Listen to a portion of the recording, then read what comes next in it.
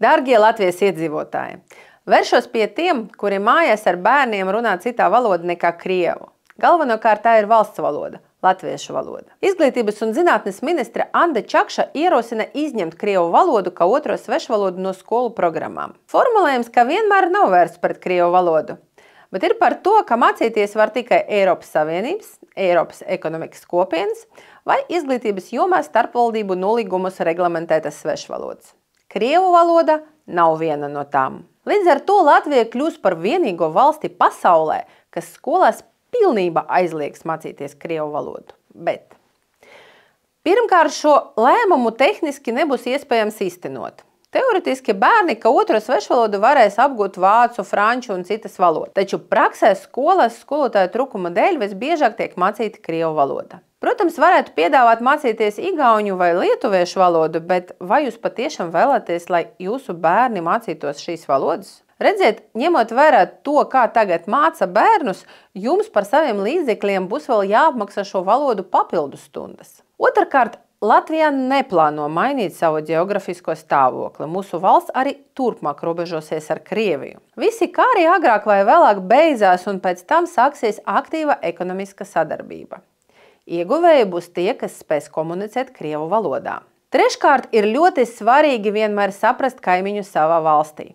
Pat ja daudzi kaimiņi runā valsts valodā, savā starpā viņi joprojām runās krieviski. Latvijā šādu cilvēku ir 37%. Bet Rīgā vairāk nekā 50%. Mani vienmēr ir izbrīnījis tas, ka iebraucēji Latvijā nav mācījušies latviešu valodu. Tas, kā minimums, ir nērti. Es nerunāšu par cīņu, es runāju par banālām nērtībām. Drīz nērti Latvijā būs Latvijas tagadējiem skolniekiem, tāpēc, ka viņi nesapratīs krievu valodu.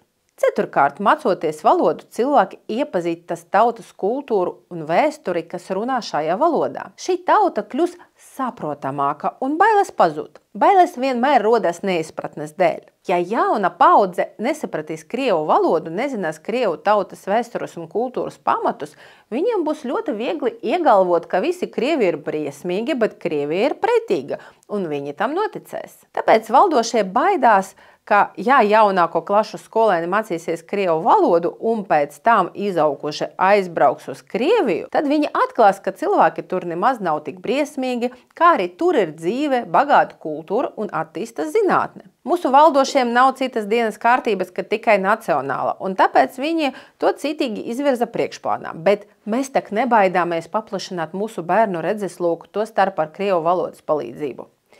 Jūs varat apturēt šo patvaļu. Pašlaik līdz 28. septembrim notiek sabiedriskā apspriešana.